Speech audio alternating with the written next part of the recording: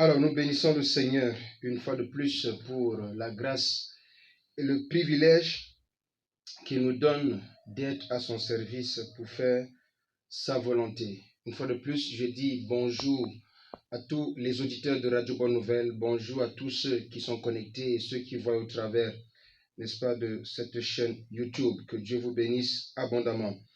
Alors, nous voulons continuer dans le travail que nous avons commencé hier et nous espérons que le Seigneur vous bénit. Nous espérons que plusieurs prennent conscience, plusieurs mettent de l'ordre dans leur vie. Notre objectif, c'est de préparer l'Église, c'est que chacun se prépare et que l'Église soit préparée pour l'enlèvement. Et nous disons depuis hier que tout ce que nous partageons là, c'est aussi pour que chacun se rassure d'être dans la première vague, je veux dire, d'être parmi ceux qui seront enlevés au son de la trompette. C'est pour ça que nous parlons des 3 venues de Jésus et nous avons parlé hier des 3 résurrections. La première résurrection, c'est la résurrection qui a lieu, n'est-ce pas, au son de la trompette. Et ce n'est qu'à cette résurrection que la trompette sonne. Ce n'est qu'à cette résurrection que la trompette sonne.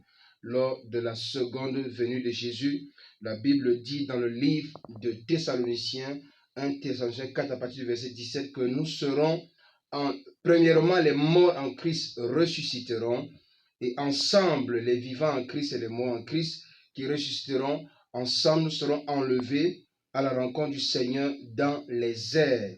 À la rencontre du Seigneur dans les airs. Ça, c'est la première venue de Jésus et c'est à cette occasion aussi qu'a lieu la première résurrection. Et nous sommes en train de dire tout le monde doit travailler sa vie pour être dans cette première vague des élus, dans cette première vague des personnes sauvées. Il y a une deuxième vague des personnes sauvées, mais cette fois-ci, c'est la vague de ceux-là qui vont passer par la grande tribulation. La grande tribulation, tout le monde entier va goûter à la grande tribulation, que tu sois chrétien ou pas. Mais ce qui est sûr, ceux qui voudront s'attacher à la personne de Jésus seront les plus persécutés parce que il faudra obligatoirement avoir la marque de la bête pour pouvoir avoir un logement, pour pouvoir te nourrir, pour pouvoir, n'est-ce pas, cultiver, pour pouvoir vendre, pour pouvoir acheter. Bref, pour pouvoir circuler, il faudra avoir la marque de la bête. Ce qui fera que beaucoup de personnes, surtout les chrétiens et les juifs qui ne voudront pas adorer un autre Dieu, je dis bien les chrétiens et les juifs qui ne voudront pas adorer un autre Dieu, et même aussi ceux qui ne sont pas chrétiens, qui au travers de l'enlèvement verront en ça un signe fort que Jésus-Christ n'était pas de la fiction. Il y a des gens qui vont croire en Jésus pendant la grande tribulation parce que après l'enlèvement, ça sera un signe très fort qui vont les amener à croire, n'est-ce pas, au Seigneur. Donc, tous ceux qui vont croire au Seigneur, que ce soit ceux qui avaient déjà cru mais qui n'ont pas pris leur vie chrétienne au sérieux, que ce soit ceux-là qui vont croire pendant les 7 ans de tribulation, que ce soit les Juifs qui vont refuser de se soumettre à l'Antichrist et aux faux prophètes, n'est-ce pas? Ceux-là vont passer par la souffrance. C'est vrai, il y aura ceux qui vont échapper. Il y aura ceux, n'est-ce pas, qui échapperont. Une bonne partie des Juifs échapperont. Plusieurs personnes échapperont. Il y a cette petite grâce qui sera manifestée. Mais ceux qui vont souffrir du soleil, vont souffrir de la famine, vont souffrir de la persécution, de la tribulation. On va, n'est-ce pas, faire du mal à plusieurs personnes. Et certains parmi ceux-là vont finir par mourir. Il n'y a pas une prière qui va marcher pendant cette période. Même si tu cries à Dieu comment, le Seigneur ne va pas intervenir pour dire qu'il vient te délivrer. Il n'y aura pas d'intervention divine. Tu devras payer le prix, tu devras souffrir toi-même jusqu'à ta mort et ce n'est que par ta mort, que ta propre mort, que tu pourras être sauvé. Donc tous ceux qui vont mourir pendant la grande tribulation sans régner Jésus, en maintenant, n'est-ce pas, la relation avec Jésus, en marchant, en criant Dieu, n'est-ce pas, seront sauvés. D'où la première résurrection, ce qu'on a appelé la première résurrection dans la nouvelle ère, l'ère, n'est-ce pas, qui va commencer après les 7 ans de tribulation. C'est une nouvelle ère qui va commencer, le règne de 1000 ans. Donc, ceux qui seront, la première vague de résurrection de cette ère constitue ce que j'appelle la deuxième résurrection. Donc, ils vont ressusciter et ils vont nous rejoindre. Ils vont s'ajouter à nous autres qui seront déjà enlevés. Et ensemble, nous allons régner avec Jésus-Christ pendant 1000 ans. Et ensuite, il y aura une troisième vague de résurrection. Ça sera maintenant la résurrection de ceux-là qui sont morts sans Christ. La résurrection de ceux qui sont morts sans Christ.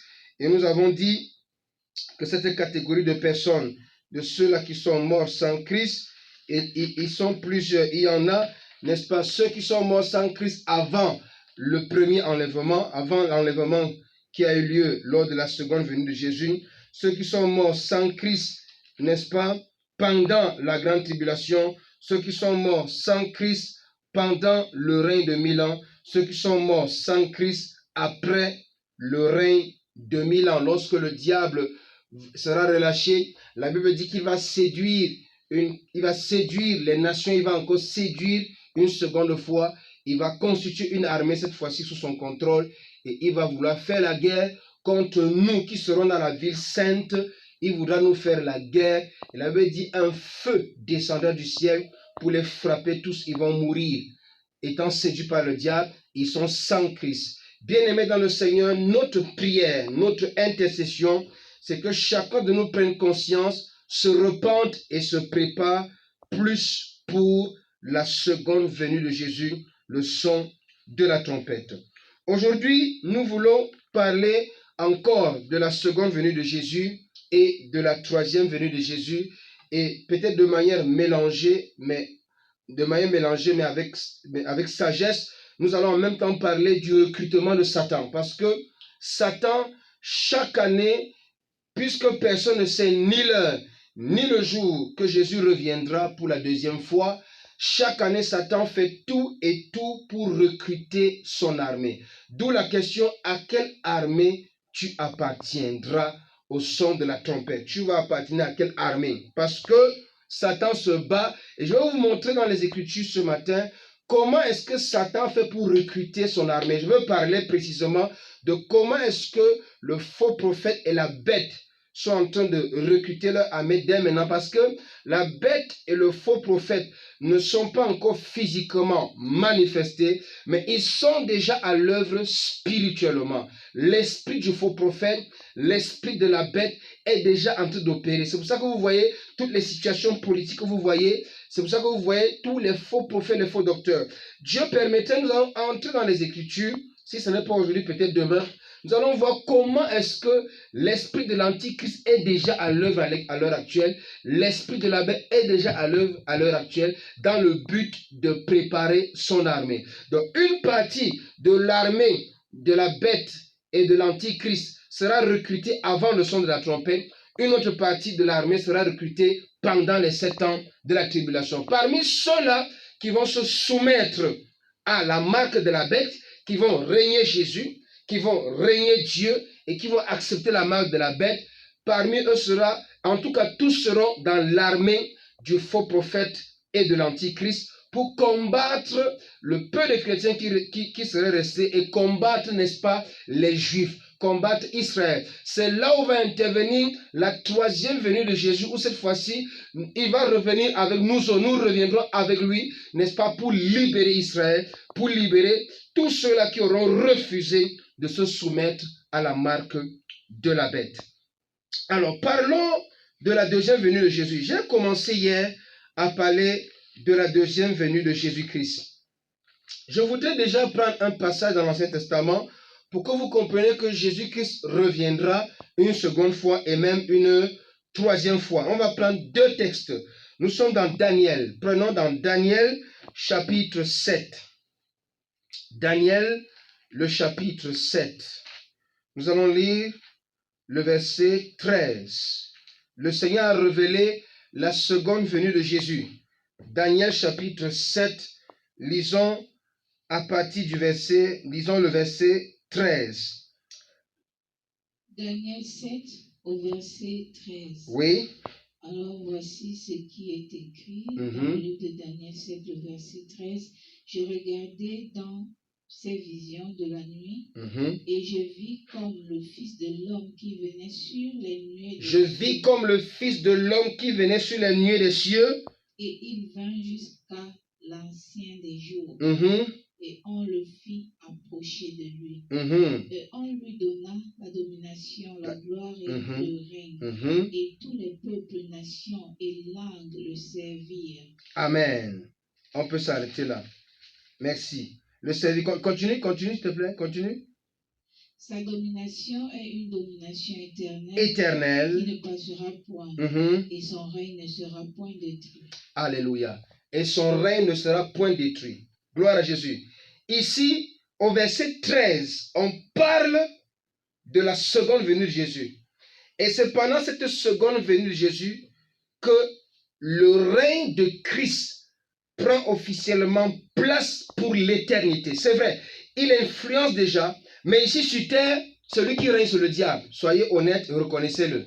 C'est lui qui est en train de contrôler les choses, qui manipule, qui pointe les têtes des hommes. Mais quand Jésus viendra, lors de la seconde venue, Satan et ses anges déchus et tous ses démons et ses bêtes et autres n'auront que 7 ans encore. Pendant les 7 ans, ils vont faire souffrir les gens, ils vont causer des atrocités, ils vont faire des choses catastrophiques et douloureuses pendant 7 ans. Mais dès que Jésus reviendra pour la 3e fois, c'est-à-dire après le règne de 7 ans, quand il reviendra pour la 3e fois, c'est là où le verset 14 va prendre effet sur terre, où la Bible dit, la Bible parle de sa domination, de sa royauté, et tous les peuples et toutes les nations et toutes les zones de toutes les langues le servir. Parce que après les 7 ans de tribulation, la bête et le faux prophète seront liés, jetés dans le lac de feu, dans cet étang de feu. Mais Satan, lui, il sera lié et enfermé dans les abîmes pendant 1000 ans.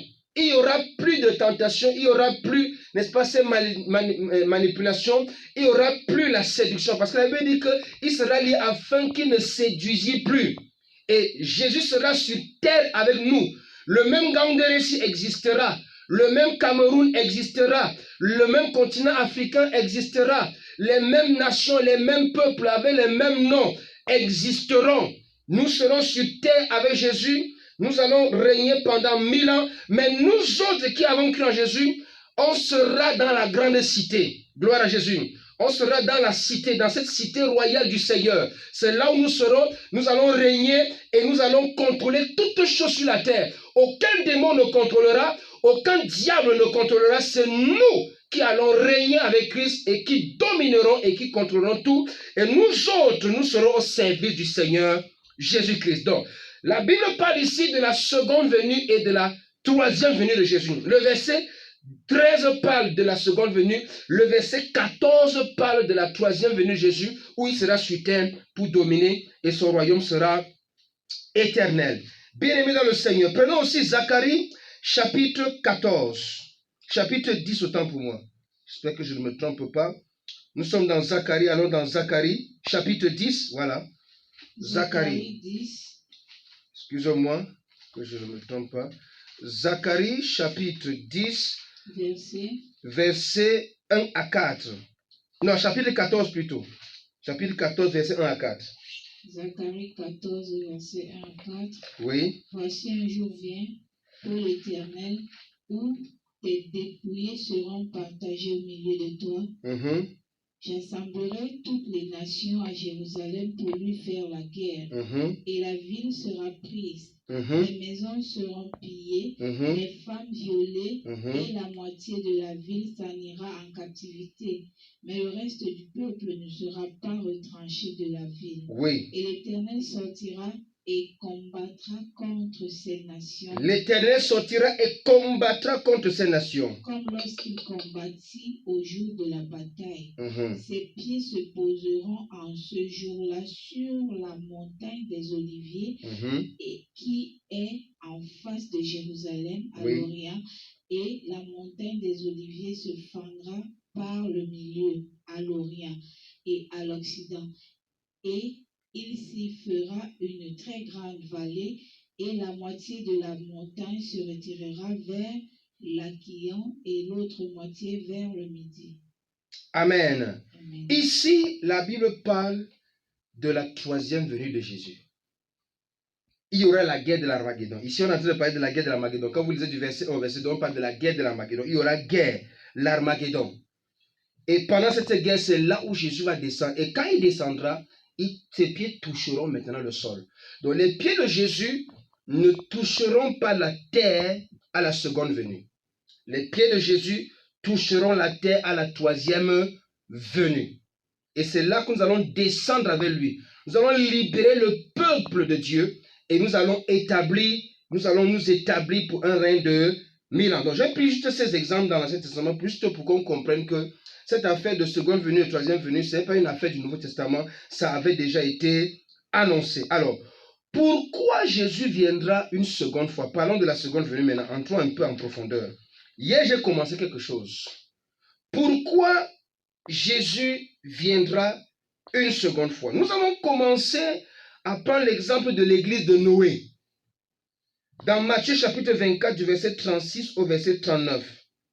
Et nous avons conclu que, de même que Dieu a pris des dispositions pour protéger Noé et sa famille, qui peut représenter l'image de l'église sauvée, Dieu aussi prendra des dispositions pour nous épargner de ce qui se passera pendant les 7 ans après l'enlèvement de l'église.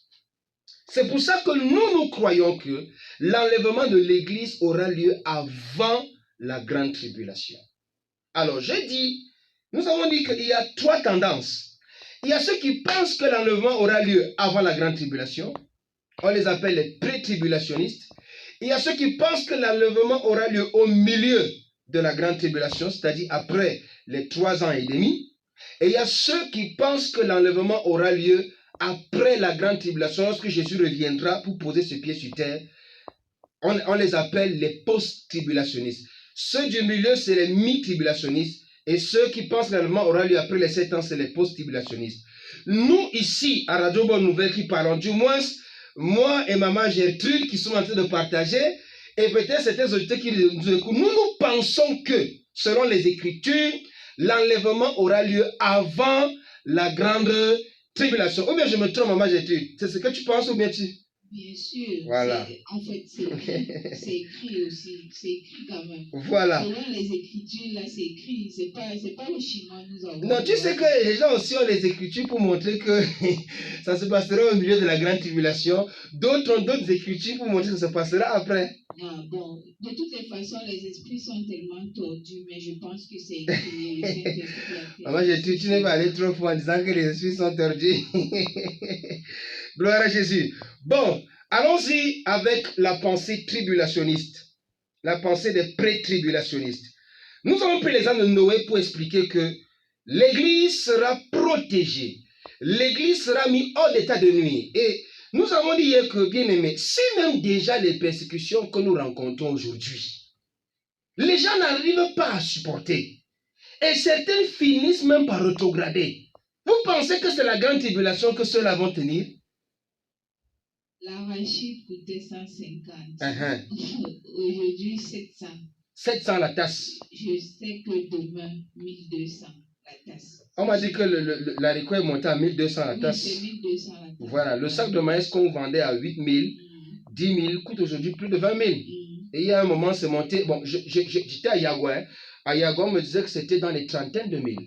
Presque 40 000. Bien aimé dans le Seigneur. Les temps ne sont pas faciles. Et ça ne va pas s'améliorer aussi. Et ça ne va pas s'améliorer. On pense qu'un jour ça va s'améliorer. Ça ne va pas s'améliorer. Ce n'est que lorsqu'on sera dans le règne de 1000 ans qu'on connaîtra ce qu'on appelle la paix et la tranquillité, bien aimé dans le Seigneur. Regardez. Quand vous lisez Apocalypse chapitre 6, on parle de ces sceaux. Et chaque fois qu'un sceau est brisé, un cavalier est libéré. Et il y a 4 cavaliers qui seront libérés. Je ne sais pas si c'est les sceaux, excusez-moi, hein, il ne faut pas que je dise quelque chose qui n'est pas correct. Voilà, ça, c'est les sceaux. Donc, lorsqu'on va libérer le premier sceau, le premier cavalier sera libéré. Et quand vous voyez ces cavaliers, l'esprit de ces cavaliers opère déjà. Bon, et selon certains prophètes, même certains de ces cavaliers ont été filmés. Je dis parce que moi, j'ai vu les vidéos. J'ai vu les vidéos, j'ai vérifié, revérifié, vérifié et revérifié encore pour être sûr que ce n'est pas un montage. À mon niveau de discernement, j'ai vu que ces vidéos sont authentiques, il n'y a pas de montage. Les 4 cavaliers ont été libérés. Et ils sont en train d'opérer déjà. Mais leur apogée, l'accomplissement de leur mission, ça sera pendant les 7 ans de tribulation. C'est pour ça que vous voyez, il y a les guerres, les bruits de guerre, les tremblements, la montée des prix, l'inflation. Quand vous lisez du Apocalypse chapitre 6, je reviendrai là-dessus. Apocalypse chapitre 6, du verset 1 jusqu'au verset 7, vous voyez tout ce qu'on explique dans ce passage. Nous sommes en train de vivre ça. Ça veut dire que ces cavaliers, ces esprits-là sont déjà en train d'opérer. Vous voyez, n'est-ce pas? Et pendant qu'ils opèrent, regardez comment beaucoup de gens rétrogradent. Regardez comment plusieurs personnes n'arrivent pas à tenir. Et pendant qu'ils opèrent, regardez comment beaucoup de gens s'attachent à l'évangile de la séduction.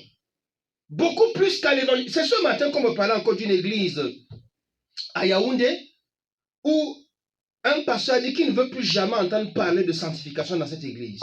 Oui! Oui! C'est-à-dire qu'ils ont invité une sœur qui est chantre. Et cette sœur est arrivée. Et comme c'est une sœur qui a de la renommée à Yaoundé, qu'est-ce qui se passe? Oh my God!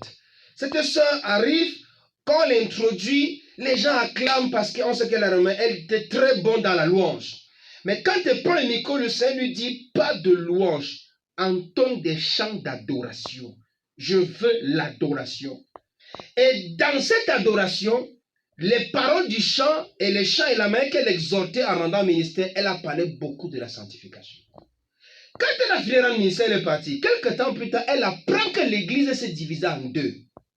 Elle demande pourquoi. On dit, mais c'est à cause de toi que l'église est divisée en 2. Elle demande à cause de moi comment. On dit que non. Cette affaire de sanctification que tu as parlé pendant que tu dirigeais, pendant que tu rendais ministère dans l'adoration, mais ça a fait clash à l'église. Il y a les gens qui veulent qu'on revienne au message de la sanctification pendant que d'autres ne voulaient pas. Et le principal pasteur qui a fondé l'église, une église de plus de 400 personnes, a dit qu'il ne veut plus jamais entendre parler de sanctification. C'est là où un autre pasteur a dit, mais comment ça, on ne doit pas parler de sanctification à l'église? Si on n'est pas là pour entrer aussi, on est là pourquoi? L'église s'est divisée en 2. Voyez ce qui se passe aujourd'hui, bien-aimés. Les gens sont attachés à l'évangile de séduction. Et les gens veulent la facilité. Et il y a beaucoup plus de faux prophètes, de faux docteurs qui prêchent ce message soi-disant vous sortir de la douleur, vous sortir de la souffrance. C'est vrai que nous pouvons prier et tu es guéri. Nous pouvons prier et le Seigneur manifeste des miracles et te bénit financièrement et matériellement. Mais ce n'est pas l'objectif de l'évangile que Jésus a apporté. Ce n'est pas l'objectif. C'est ce qu'on appelle les accessoires de la vie sur la terre. Avant l'enlèvement, bien sûr, parce que après l'enlèvement, nous n'aurons pas besoin de courir après ces choses. Ces choses sont déjà disposées pour nous. La Bible dit dans Jean 14, verset 1, il dit, je m'en vais vous préparer une place. Tout est préparé pour nous. On n'aura pas besoin de dire qu'on peut travailler dur pour avoir des millions. Non! Mais cette mentalité, aujourd'hui, bien aimé dans le Seigneur, regardez comment beaucoup de personnes rétrogradent et abandonnent à cause de la persécution spirituelle. Au Cameroun, ce que nous connaissons beaucoup plus, c'est la persécution spirituelle. Beaucoup d'attaques spirituelles. Regardez comment les gens rétrogradent à cause des difficultés de la vie, de l'inflation. Certaines personnes ont diminué leur fréquence d'aller à l'église parce qu'ils cherchaient l'argent. Oui. Et quand tu vois, d'accord, tu cherches de l'argent et tu vois son évolution spirituelle, il est en train de rétrograder. Bien-aimé dans le Seigneur, Jésus-Christ viendra lors de la seconde venue, c'est pour nous enlever de la souffrance de ce monde, pour nous délivrer, nous l'église. Pendant que tu as encore gardé la foi, pendant que ta relation avec Dieu est encore bonne, ce n'est pas sûr, il n'y a que Dieu qui sait. C'est pour ça que la Bible dit ceci, Dieu connaît qui sont ses enfants. Alléluia. Si Dieu a délivré Noé et sa famille avant le déluge, le Seigneur délivrera son église de ce monde avant la grande tribulation. Prenons un deuxième exemple. Nous sommes en train de voir pourquoi il faut que Jésus revienne. Pourquoi il faut que Jésus revienne. Deuxième exemple dans Luc chapitre 17. Moi, j'ai écrit Luc 17 du verset 28 au verset 30. Luc 17, alors nous prions cet auditeur qui était en train d'appeler, Oui. rappeler. Nous également, nous sommes concentrés, nous écoutons le message. Luc 17, c'est ça? Luc 17, nous lisons du verset 28 au verset 30. L'auditeur a envoyé simplement un message? Non, il appelait. À partir du verset 28. Oui. Alors voici ce qui est écrit. Nous sommes dans le livre de Luc 17. C'est encore ce qui arrivera du temps de Lot. C'est encore ce qui arriva du temps de Lot. On mangeait, on buvait, on achetait, on vendait, on plantait et on bâtissait. Mais le jour que Lot sortit de Sodome, une pluie de feu et de soufre tomba du ciel et les fit tous périr. Et les fit tous périr. S'il te plaît, est-ce que tu peux aussi préparer Genèse 19? Alors nous nous préparons. Genèse 19, 16 à 26. Mais on va lire quelques versets parce que c'est long. Genèse 19. Oui, bien aimé dans le Seigneur. Le texte de Luc 17 nous dit, comme elle a lu à partir du verset 28, il en sera comme au temps de Lot. Ça se passera comme ça s'est passé au temps de Lot. Les gens vivaient normalement, les gens faisaient leurs choses et dans le cas alors de l'époque de Lot, c'était même très grave. Parce qu'il y avait l'abomination. Toute une abomination. Il y avait l'homosexualité. Comment j'ai fait pour savoir qu'il y avait l'homosexualité? Les hommes qui sont arrivés, un auditeur en ligne. Un auditeur en ligne, allô? Oui. Amen.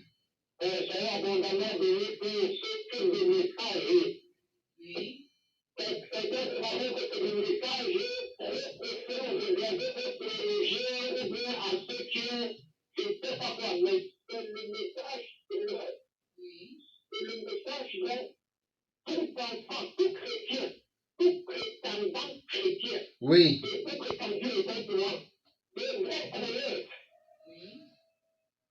Franchement, ça me remet tellement parce que l'enlèvement des derniers jours, les gens ne pensent pas que c'est proche. Et je pense que le frère a dit, le Dieu de ce siècle a aveuglé les gens. L'argent est le Dieu de ce siècle. On prend après l'argent, on abandonne sa famille, ses propres enfants, et on s'abandonne soi-même.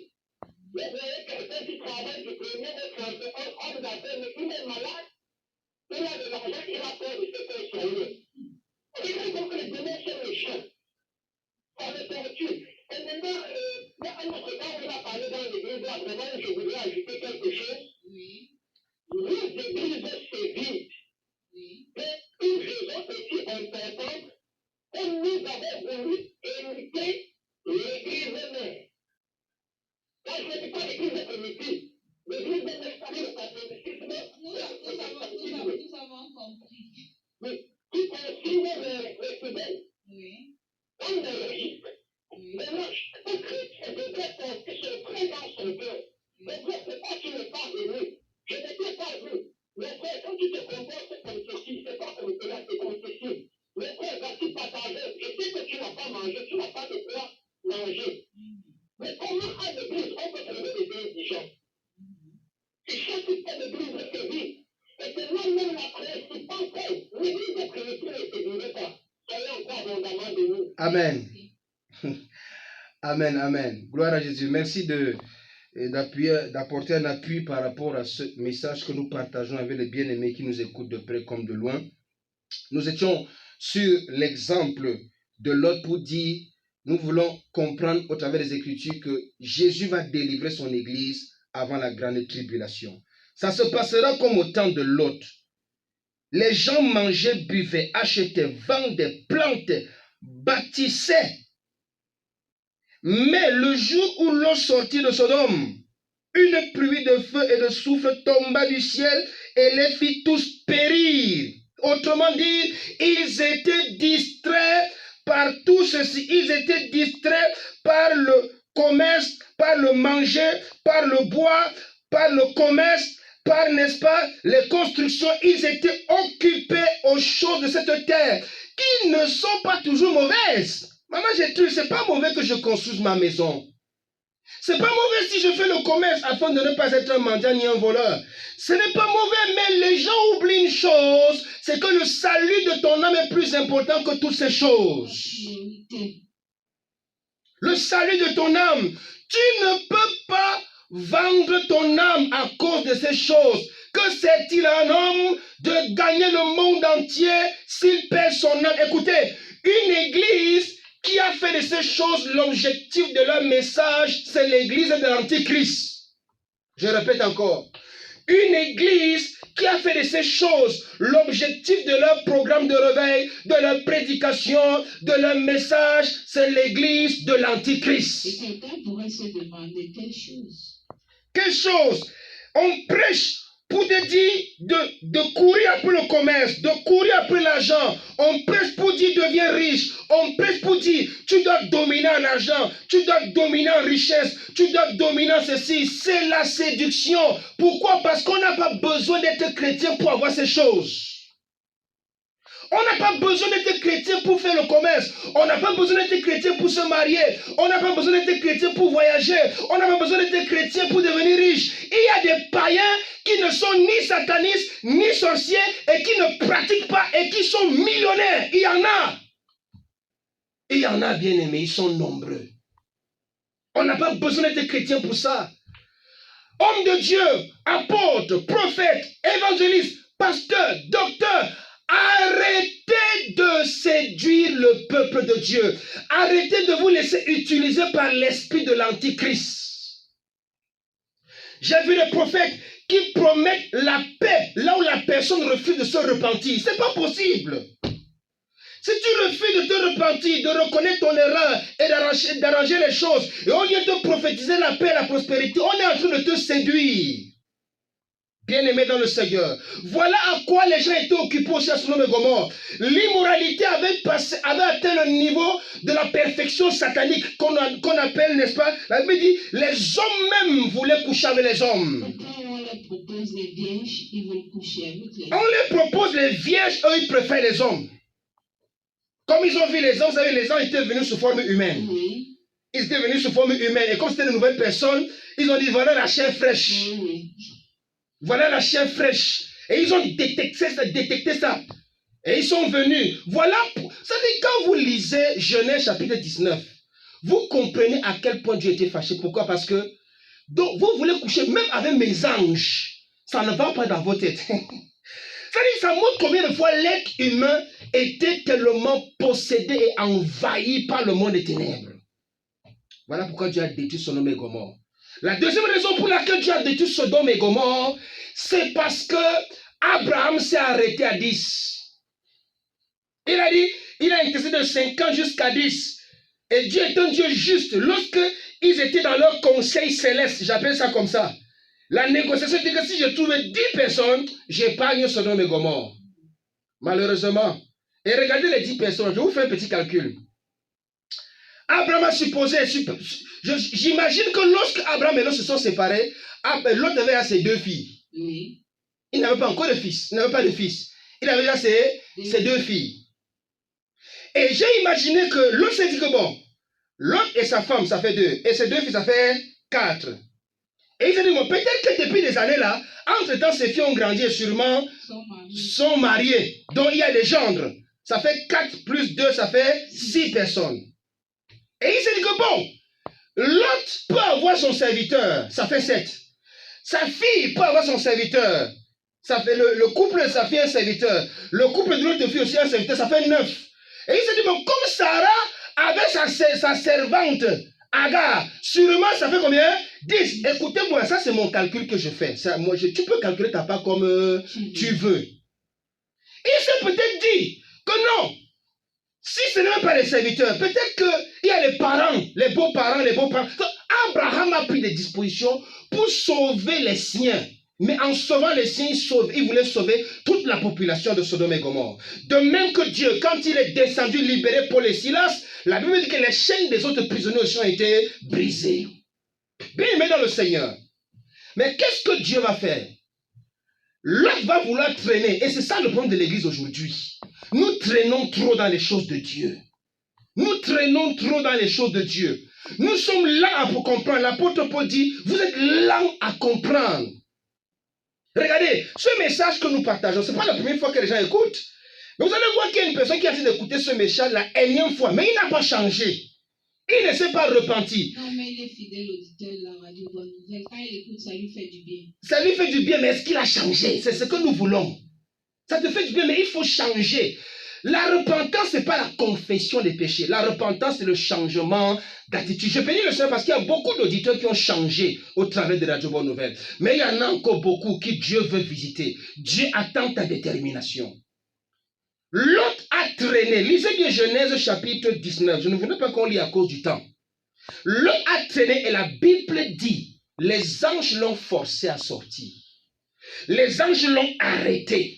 Et on va lire le verset 19 pour comprendre le langage de l'autre et que nous comprenons pourquoi Dieu vraiment s'est manifesté pour sauver l'autre. Puisqu'il était question que si je trouvais 10, je ne fais rien. Mais si je ne trouve pas 10, je bombarde. C'est pas ça, maman Gertrude. Mais regardez comment est-ce que l'autre et sa famille vont être sauvés. Écoutez les paroles de l'autre au verset 19. Genèse chapitre 19, verset 19. Genèse 19, verset 19. Oui. Voici ton serviteur a trouvé grâce devant tes yeux. Il a trouvé grâce devant tes yeux, première chose. Et tu as signalé ta miséricorde envers moi. Tu as montré ta miséricorde, la grandeur de ta bienveillance. Continue. En me sauvant la vie. Mais moi, je ne puis me sauver vers la montagne. Je ne peux pas me sauver vers la montagne.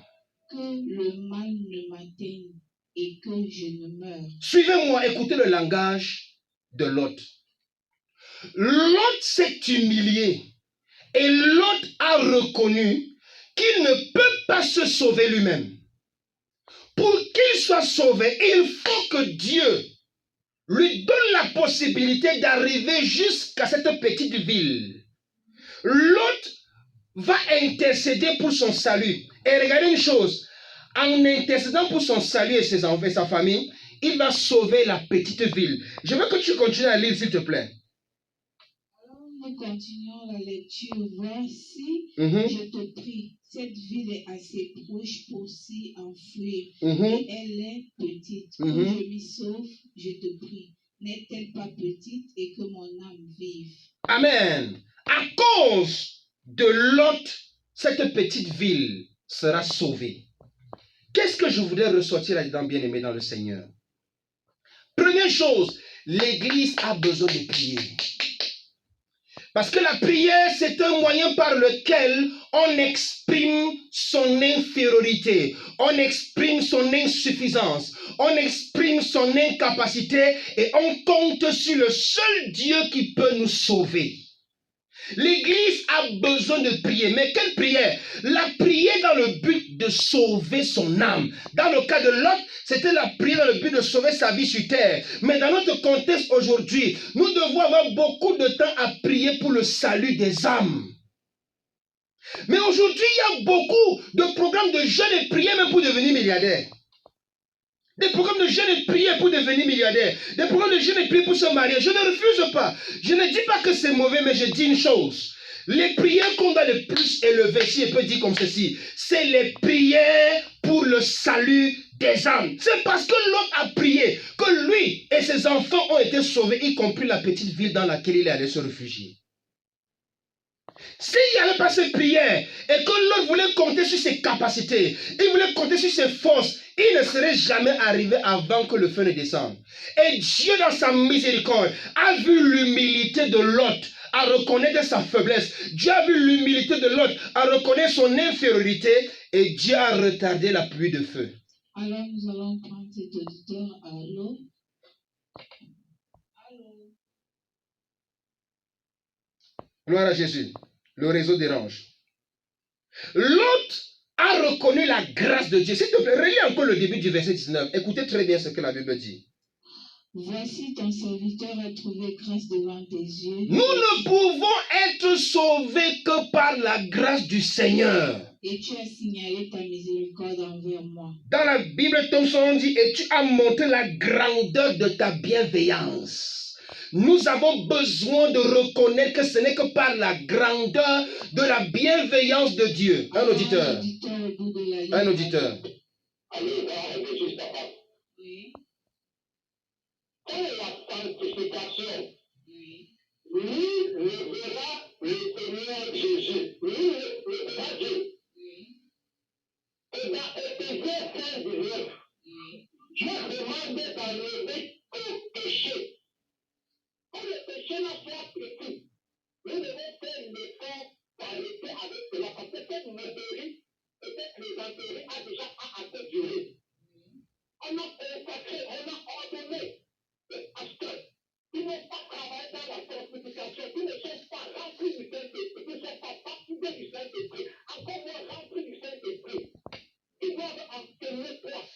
Et on peut même le reconnaître sur une radio chrétienne. On voit des gens qui enseignent, qui ne sont pas remplis du Saint-Esprit. C'est normal que l'apôtre fait pécher comme ça. Il le prouve que c'est droit de tal. Les gens croiront que c'est une affaire de mission ou que c'est une affaire de paix. L'heure est très grave. Le Seigneur Jésus-Christ n'avait fait un seul message. Et le plus grand prophète, qui ne dit aucun miracle, Jean-Baptiste, n'avait qu'un seul message. Repentez-vous. Repentez-vous. Le royaume de Dieu s'est approché à vous. Et c'est cela. Comme moi-même, j'ai pris l'engagement ferme et la résolution stricte de lutter contre tout péché, contre tout mensonge, et tout ce qui peut être. De vivre une vie de sanctification, et peut-être une vie à tout que ce soit. Pour le plus, nous serons que le salut éternel. Soyons abondamment bénis. Amen. Que le Seigneur te bénisse abondamment. Merci. Merci. Voici l'exemple de l'autre. Nous avons tiré beaucoup de leçons. Il faut prier pour le salut des âmes. Il faut reconnaître la grâce de Dieu. Il faut compter sur la bienveillance de Dieu pour être capable de tenir ferme jusqu'au son de la trompette. Jésus a dit dans Jean chapitre 15 verset 5, « Vous ne pouvez rien sans moi. Sans Jésus, nous ne pouvons pas tenir. » C'est pourquoi je voudrais inviter quelqu'un qui nous écoute ce matin. Laisse-toi envahir par la personne de Jésus-Christ.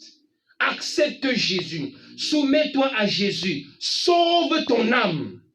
Troisième exemple, l'église de Philadelphie. L'église de Philadelphie est une des 7 églises mentionnées dans le livre de l'Apocalypse. Nous sommes dans Apocalypse chapitre 3. Nous lisons du verset 7, à partir du verset 16 jusqu'au verset 13. Mais on va s'arrêter quelque part à cause du temps. Apocalypse chapitre 3, maman Gertrude. Apocalypse 3. De temps en temps, je vais t'interrompre. Apocalypse chapitre 3, lisons à partir du verset 7. À partir du verset 7.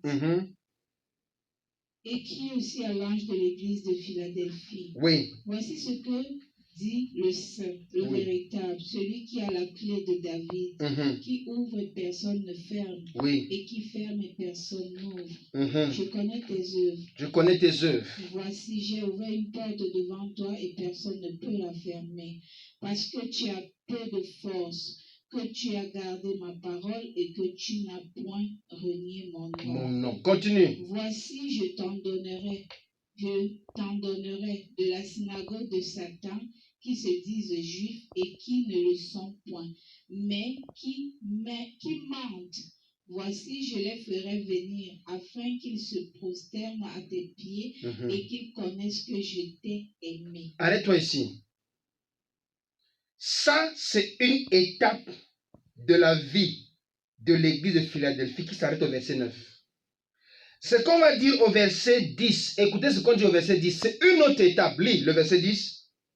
Au verset 10. Oui. Parce que tu as gardé la parole de ma patience. Parce que tu as gardé la parole de ma patience. Moi-même, je te garderai de l'heure de la tentation qui doit venir sur le monde entier. Sur le monde entier, on parle de quoi ici? On parle de la grande tribulation. Continue. Pour éprouver les habitants de la terre. Vous voyez? Parce que la grande tribulation, ce n'est pas seulement une affaire qui va toucher les chrétiens. C'est une affaire qui va toucher tout le monde. Tu es chrétien, tu n'es pas chrétien, tu seras touché. Chrétien ou pas chrétien, tu seras touché si tu n'as pas Jésus dans ta vie, ou bien si tu as pris ta vie chrétienne à la légère. Bien-aimé dans le Seigneur, ce que la Bible dit du verset 7 au verset 9, c'est une étape de la vie de l'église de Philadelphie. Quand il dit, je te livrerai des gens de la synagogue de Satan qui se disent juifs et qui ne le sont pas, mais qui mentent. Car je les ferai venir se prosterner à tes pieds et reconnaître que je t'ai aimé. Ça se passera lorsque ils sont encore sur terre, lorsque les chrétiens sont encore sur terre. Ou ceux-là qui vont rester fermes dans la vérité. Il dit, tu n'as pas régné mon nom et tu as gardé ma parole. À cause de ces deux choses, le Seigneur nous donnera une capacité au point où ceux de la synagogue de Satan vont plutôt se prosterner. Après ça, entre le verset 9 et le verset 10, il y a eu enlèvement. C'est pour ça qu'il dit, parce que tu as gardé ma parole, je te garderai aussi à l'heure de la tentation qui vient pour éprouver tous les habitants de la terre. Ça veut dire, je ne permettrai pas que tu passes par là. Je te garde, je te protège, je te libère, je t'enlève de cela. Parce que tu as gardé ma parole et que tu n'as pas régné mon nom. Aujourd'hui, combien de fois avons-nous régné le nom du Seigneur? Combien de fois avons-nous même douté des Écritures? Est-ce que c'est même vrai qu'il est écrit que? C'est vrai, je vois c'est écrit, mais est-ce que c'est vraiment ce que Dieu avait dit? Parce que tu veux justifier ta faiblesse, tu veux justifier ta paresse spirituelle, tu veux justifier ta légèreté spirituelle. Est-ce que tu gardes la parole? Est-ce que tu gardes la parole? Bien-aimé dans le Seigneur, de même que l'église de Philadelphie, dans ce modèle, ici, c'est un modèle de l'église. Cette église est l'exemple de celle que Jésus-Christ vient enlever. Une église qui a gardé la parole. 1. Une église qui n'a pas régné le nom du Seigneur. 2. Une église qui a tenu ferme. Elle a tenu ferme. Jésus a dit, c'est ceux qui persévèrent jusqu'à la fin qui seront sauvés. Alors, tous ces trois exemples, c'était pour dire ceci. Jésus-Christ vient enlever l'Église.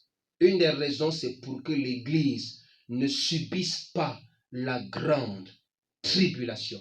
Si Jésus doit venir seulement après la grande tribulation, où est donc la place de la grâce? Où est donc la place de la grâce? S'il faut que nous passions par la grande tribulation pour prouver à Dieu que nous sommes sérieux, qu'en est-il donc des chrétiens qui sont morts depuis longtemps? Pourquoi Dieu n'a pas attendu aussi qu'eux aussi passent par là? Dieu n'est pas un Dieu injuste, frère. Dieu n'est pas un Dieu injuste. Dieu ne va pas seulement faire souffrir les chrétiens de la dernière heure et laisser les autres être enlevés ou bien mourir en Christ avant la grande tribulation. Non!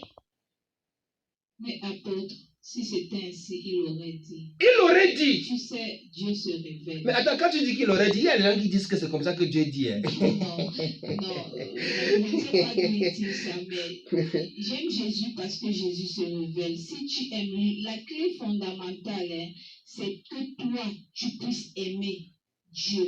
Quand tu aimes Dieu, il se révèle. Peut-être que tu peux même douter d'une chose ou ne même pas la connaître. Mais si tu le cherches en vérité, si il va se révéler. Il va se révéler à toi. Oui. Tu vois, je ne peux pas comprendre que tu puisses être enfant de Dieu qui tu n'es pas encore vécu l'enlèvement. Que Dieu ne t'ait pas encore montré comment ça va se passer. Je ne sais pas si il y a 2 fois, 3 fois que Dieu m'a fait vivre des expériences d'enlèvement. 2 ou 3 fois. Parce que la vérité est que si nous vivons la tribulation, le peu que moi Dieu m'a montré, je préfère me suicider avant. My God. Que ça n'arrive pas. My God. Je te le dis clairement, le peu que Dieu m'a montré. Attends, tu vas te suicider pourquoi? Parce que je ne veux pas vivre ça. Et parce que pendant ce temps, tu ne pourras pas tenir. Je ne pourrai pas tenir. Et donc, c'est pour ça que tu vas te suicider. Bien sûr. Je te comprends. Bien sûr, le peu que moi mes yeux ont vu spirituellement. C'est terrible. C'est pas tenir, je ne sais pas comment. Je vais donner une expérience. Je donne une expérience que j'ai vécue. Une expérience spirituelle. C'est peut-être par là qu'on va arrêter aujourd'hui. En début de cette année, j'ai eu, excusez-moi de le dire ainsi, je ne sais pas si c'est un rêve ou une vision, mais voilà ce qui s'est passé. J'ai déjà expliqué ça ici à Radio Bonne Nouvelle 2 fois. Dans cette vision, il y a eu enlèvement. Et quand il y a eu enlèvement, j'ai vu des catastrophes. La première chose que j'ai vue, c'est une très grande inondation. Toutes les maisons étaient dans l'eau. Et j'ai vu comment on appelle ça, l'anaconda, un long et costaud serpent qui bouffait les gens qui étaient dans l'eau. Et là qui est dans le dos, ce que l'esprit me disait dans la vision, c'est que ce sont les chrétiens qui ont raté l'enlèvement, et voilà qu'on est en train de bouffer. Dès que ce n'est passé, je me suis retrouvé ailleurs, dans une maison. Et dans cette maison, j'ai vu des animaux qui ressemblaient, où c'était des porcs, où c'était des scorpions.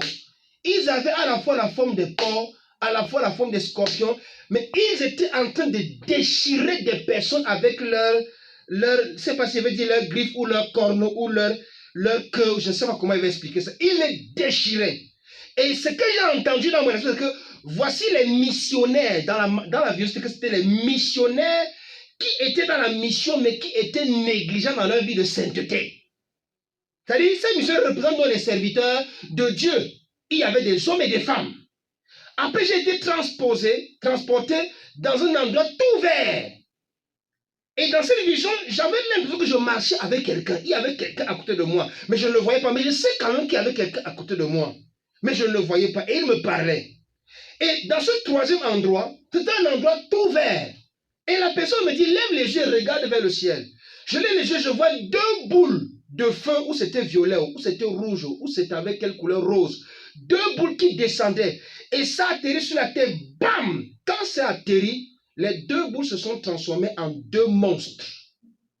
Et à la suite de ces deux monstres, ils étaient avec leurs armes, les épées et les lances. À la suite, il y avait une armée de démons qui l'accompagnaient. Et j'étais tout tremblant. D'abord, tout tremblant, pourquoi? Parce que je pensais que le feu là allait atterrir et me bombarder. C'est après que j'entends maintenant la voix de Dieu me dire, voici ce qui arrivera aux gens sur la terre après l'enlèvement. Quand j'ai entendu après l'enlèvement, la paix est revenue dans mon cœur. J'ai compris qu'il n'y avait pas encore eu enlèvement. Parce que je croyais qu'il y avait eu enlèvement et que j'avais raté l'enlèvement. Bien aimé dans le Seigneur, après l'enlèvement, ça sera terrible. Ça sera terrible. Ça sera difficile. Nous ne disons pas ça pour que vous ayez peur, mais nous partageons ces choses pour que vous preniez conscience et que vous reveniez au Seigneur. Nous voulons faire une petite prière. La prière, elle est très importante, mais ce que nous tenons encore à dire, apôtre Gauthier, nous sommes des compagnons. Aujourd'hui, tu peux vouloir faire une chose, le Saint-Esprit te dit non, ne fais pas cette chose. Si tu ne comprends pas, il va insister. Mais au temps de la tribulation, qui va te dire? Qui va te dire? Qui va te dire ne fais pas ceci ou fais ceci? Qui va t'orienter? Le Saint-Esprit ne sera plus là. Pour garder même cette sanctification-là, ça sera difficile. Tu peux même être blessé. Tu peux vouloir réagir, le Saint-Esprit va te dire non. Mais pendant la tribulation, qui va venir te dire non? Aujourd'hui, tu peux ne pas manger. Le Seigneur Jésus, qui est le Prince de paix, te permet de dormir en paix, d'être fort, d'être affamé, mais ça ne se voit même pas. Si tu veux même, et aujourd'hui, il peut même pouvoir quand tu manges. Mais pendant la période là, Jésus va venir où pour pouvoir pour que tu manges? C'est simplement pour dire à quelqu'un, donne ta vie à Jésus. Donne ta vie à Jésus. Je ne sais pas pour les autres, j'ai l'habitude de le dire. Moi, ce que le Seigneur m'a dit, c'est annonce ma venue. Donc, je n'ai pas 32 autres choses. Annonce ma venue. Il est à la porte. C'est pour ça que tu sais, je t'ai dit que moi, face au choix, quand tu parles de ce message, je ne peux pas choisir un autre. Parce que, oui, je ne peux pas choisir autre chose parce que c'est capital. Très capital. Oh my God. Alors, ce matin, si tu te sens touché, je voudrais te dire, ne pense pas que c'est les extraterrestres qui parlent. Non. Nous-mêmes là. Peut-être l'apôtre qui a eu la grâce. Il est plus jeune que moi, mais peut-être qu'il a eu la grâce, il a saisi plutôt. Dieu a fait comme il a fait, mais je te dis, c'est quelqu'un qui a eu un péché qui te parle. Je te parle de moi. Mais simplement, j'ai saisi cette offre qui t'est offerte aujourd'hui, à savoir recevoir Jésus comme ton principal, ton unique Seigneur. Je parle pas de sauveur. Il sauve tout le monde. C'est ce que moi je sais. Parce qu'il fait pleuvoir sur la toiture des bons comme des méchants. Il sauve tout le monde. Mais je te parle d'un Seigneur. C'est ton commandant. Alors, si tu es prêt à l'accepter, le Seigneur Jésus, lui, il est prêt à te recevoir. Le serviteur de Dieu va faire la prière pendant que nous sommes en train de mettre la clé sous le paillasson. Je ne peux pas mieux prier pour ta repentance que toi-même. Mais je veux prier comme ceci. Seigneur, je prie pour tous les auditeurs qui écoutent. Que ce soit ceux-là qui n'avaient pas encore cru en Jésus. Que ce soit ceux-là qui ont déjà cru mais qui ont été négligents. Et même ceux-là, ô Dieu Tout-Puissant, qui ont déjà cru et qui tiennent, manifeste-toi à chacun de nous. Soit pour que les uns croient en toi, soit pour que les autres redressent leur vie, se repentent. Et ceux qui tiennent, qu'ils tiennent encore plus. Selon qu'il est écrit que celui qui marche dans la justice, que celui qui est juste marche davantage dans la justice. Merci Seigneur pour tes bienfaits. Manifeste-toi et agis dans les cœurs. Au nom de Jésus-Christ. Amen. Alors nous allons revenir demain. Le temps qui nous incombe est suffisamment passé. Laissez-vous diriger par le Saint-Esprit. L'apôtre Gauthier revient demain. Je vais donner mon contact. Valérie Napan pour vous servir. Et Gertrude Dior, nous revenons demain par la grâce de Dieu. Okay. S'il nous plaît. Demain, soyez bénis.